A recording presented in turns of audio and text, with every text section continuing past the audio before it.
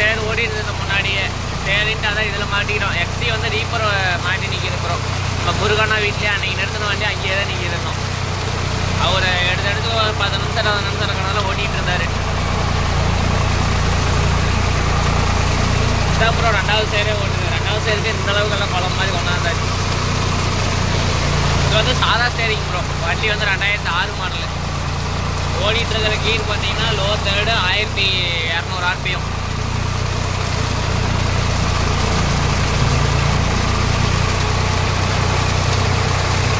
ஒரு வயல் ப்ரோ, அந்த குச்சிக்காட்டுக்கு அந்தாண்டு ஒரு வயல் இருக்குது. ரெண்டையுமே நம்ம ஓடிட்டு கிளம்ப வேண்டியதான். வண்டியெல்லாம் இன்னும் குட் கண்டிஷனில் தான் ப்ரோ இருக்குது. வெளியில் மட்டும்தான் அந்த பானட்டு வளைஞ்சிருக்கிறது அந்த மாதிரிலாம் இருக்கும். இல்லை ஏரி மண்ணு ஜேசிபி லோடுக்கு இந்த வண்டி தான் ப்ரோ அதிகம் போகும்.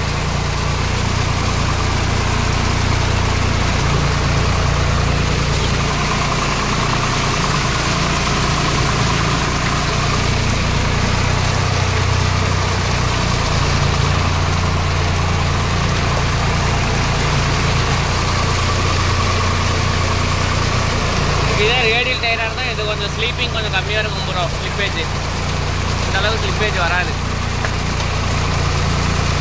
நேற்று இந்த வீடியோலேயே உங்களுக்கு சொல்லியிருப்பேன்.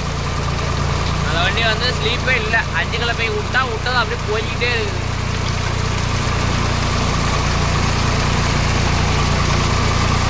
வண்டியும் பெருசாக ஜோல்டிங் கிடையாது. அப்படியே ஸ்மூத்தாக கார் ஓட்டுற மாதிரி அப்படியே போயிட்டே இருக்கும்.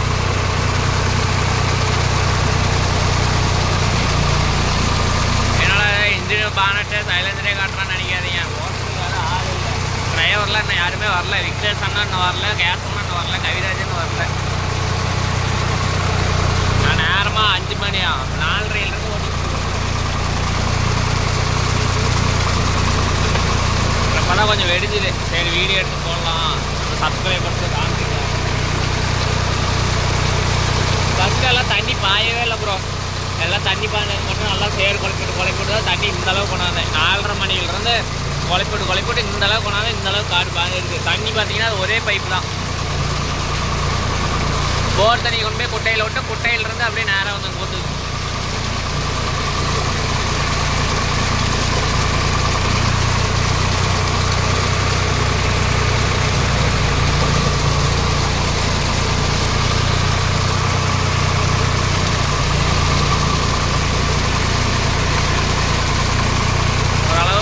சைட்லலாம் அந்த வரப்பை டயர் திருப்பி விட்டு பிரேக் அடிச்சு எல்லாம் வெட்டி விட்டான் வரப்பை. அதெல்லாம் உங்களுக்கு காமிக்கவே இல்லை. சாதா ஸ்டேரிங் இது.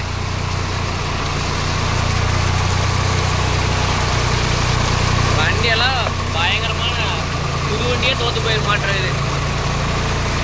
அந்தளவுக்கு வண்டியெல்லாம் நல்லா தெளிவாக இருக்குது.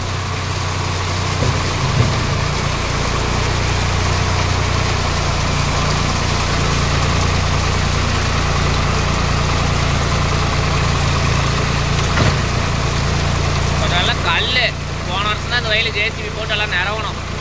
மேடு பள்ளமாக இப்படி கிடந்தது வயல். எல்லாம் போட்டு நிறைய மண்ணெல்லாம் கொண்டாந்து இந்த மண்ணெல்லாம் இங்கே கொண்டு போய் அதை இதையும் பண்ணி அள்ளி கொட்டி அது என்ன இருக்குன்னா கல் கொஞ்சம் எல்லாம் மேலே வந்துடுச்சு.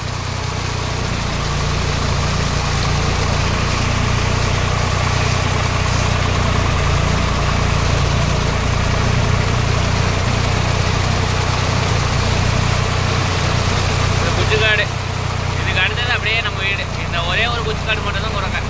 இதுவும் நம்ம காடு தான். அந்தாண்ட ஒரு குச்சி தெரியுது பாருங்க. அதுக்கு வந்து எல்லாம் நம்ம காடு தான். இது நம்ம பாட்டி வீடு. அப்படியே நெக்ஸ்ட்டாக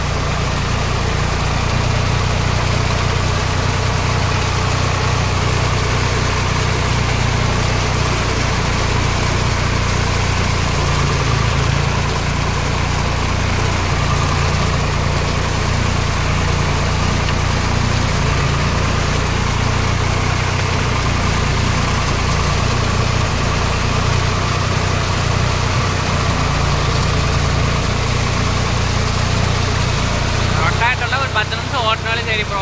ரொட்டாட்டர் வந்து நீட்டாக கழுவிடுங்க. ஆனால் உடனே சேர் ஓட்டிட்டு நிறுத்துனீங்கன்னா உடனே துருப்பு பிடிக்கும். நீங்கள் நல்லா பார்த்து பாருங்கள். சேர் ஓட்டிட்டு அப்படி நிறுத்துங்க. ரொட்டாட்டர் சேர் ஓட்டுறதுக்கு முன்னாடி ஒரு இருக்கும், சேர் ஓட்டினதுக்கு அப்புறமா ஒரு மாதிரி இருக்கும். ஆனால் அப்புறம் துருப்புத்துன்னு ரொட்டாட்டரே வீணாக போயிடும். கொஞ்சம் கூட சேரே வைக்காதீங்க உள்ள. அரை மணி நேரம் ஓட்டினாலும் சரி, அரை மணி நேரம் கழுவத்துக்கு ஆனாலும் சரி, 1 மணி நேரம் அதிகம் ஆனாலும் சரி, ஓட்டணுன்றதா கழுவி விட்டுருங்க ரொட்டாட்டர். அப்போதான் ரொட்டாட்டர் லைஃப். இல்லைன்னா அடியில் அந்த பிளாட்ஃபார்மு டோருக்கு வரலாம் இட்டு போயிடும். அப்புறம் நீங்கள் மேட்டுக்காட்டவளை கொண்டு போய் விட்டீங்கன்னா அங்கங்கே எல்லாம் பிச்சுட்டு ஓடி போயிடும். சேர் வந்து அதிக சீக்கிரம் துருப்பிடிக்கிறோம் சேரில் ஓட்டிங்கன்னா.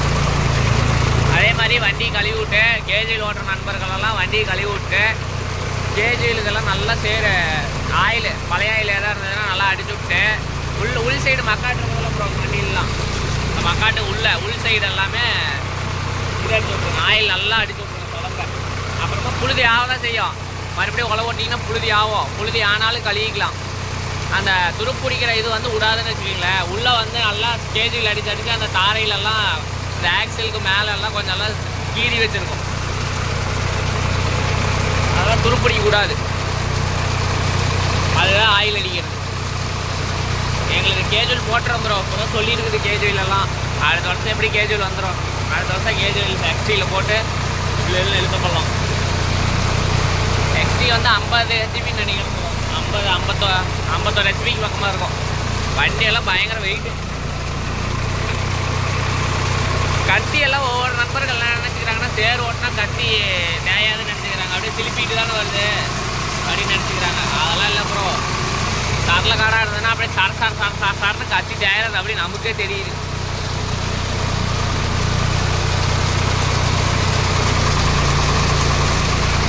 ஒவ்வொரு நண்பர்கள் வந்து கத்தியே தேயாது சேர் ஓட்டினா வரக்காட்டில் ஓட்டினா தானே டங்குன்னு அடிக்குது. வரக்காட்டில் ஓட்டினா கூட கொஞ்சம் லைஃப் வரும். இந்த மாதிரி சேர் காட்டில் வந்து சரல காட்டில் ஓட்டிங்கன்னு வச்சிங்க சரன்னு அப்படி போட்டு அரைக்கேஜிட்டு போயிடும்.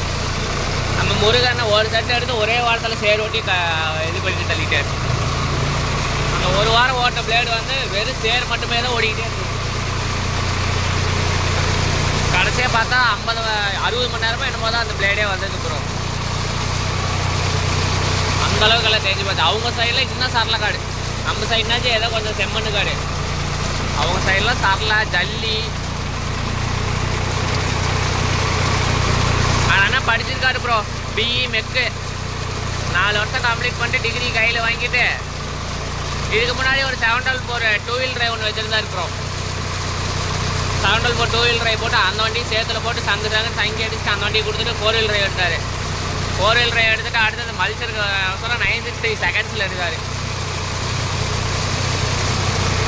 அப்புறம் இளங்கோ அண்ணன் வந்து ஃபஸ்ட்டு வந்து இண்டோ ஃபார்ம்லேயே சாதா ஸ்டேரிங் வச்சுருந்தாரு 30-38. அப்புறம் அதை கொடுத்துட்டு தான் இப்போ பவர் ஸ்டேரிங்காக வேணுன்ட்டு நியூ மாடலில் எடுத்தார் வண்டி. இப்போ இண்டோ ஃபார்மும் வண்டி பரவாயில்ல ப்ரோ, நல்லா தான் இருக்குது.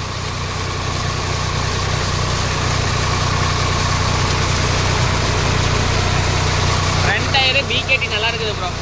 ஃப்ரண்ட் டயர் மாற்றணும்னு நினைக்கிற நண்பர்கள் பிகேடி. குட்டியார் தயவு செஞ்சு வேணாம். குட்டியார் டயர் சரியே இல்லை, அது நல்லாவே இல்லை.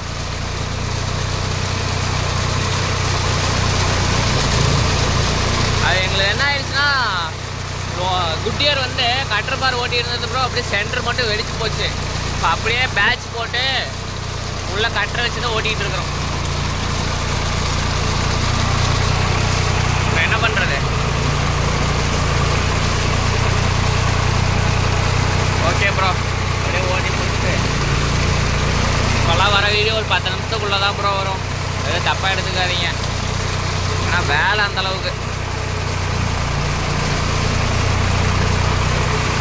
இதெல்லாம் ஓட்டிட்டு வண்டி கொண்டு போய் நிறுத்திட்டு போக வேண்டியதான். வண்டி போய் நான் நீட்டாக கழுவிட்டு தான் ப்ரோ போவேன். வண்டி கழுவணும். கழுவுனா தான் வண்டி நல்லாயிருக்கும். ஏற்கனவே இல்லை ஏரி மண் ஓட்டி அங்கங்கே ஆயில் அடிச்சு கிடக்குது. அதெல்லாம் நீட்டாக போட்டு வண்டி கழுவுனாவே இன்றைக்கி பொழுது ஓடி போயிடும்.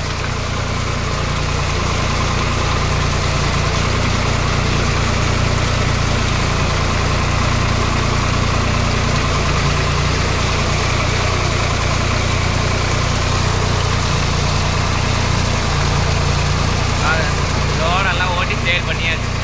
அடுத்தது இறங்குவானே எல்லாம் முருகண்ணை யாரோ ஒருத்தர் வருவாங்க. வந்து கேஜில் 2 அடி அடிச்சு விட்டு நாற்று மேலே விட்டுருக்குறோம். அதான் நாற்று பயிர்னு கொஞ்சம் வளரணும். அதுக்காட்டி சரி வயலில் முன்னாடியே சேர் எடுத்து வச்சோம்னா கொஞ்சம் நல்லா வயல் நல்லா சேரெல்லாம் நல்லா இஞ்சிக்கும்.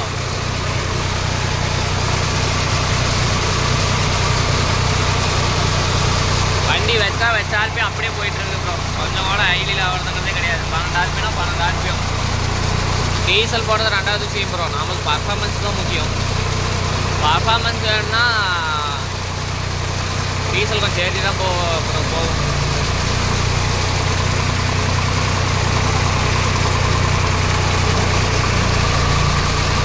ஓகே ப்ரோ, நான் இதோட வீடியோ முடிச்சுக்கிறேன். சேனல் பிடிச்சிருந்தா லைக் பண்ணுங்கள், ஷேர் பண்ணுங்கள், சப்ஸ்கிரைப் பண்ணுங்கள். மீண்டும் ஒரு நல்ல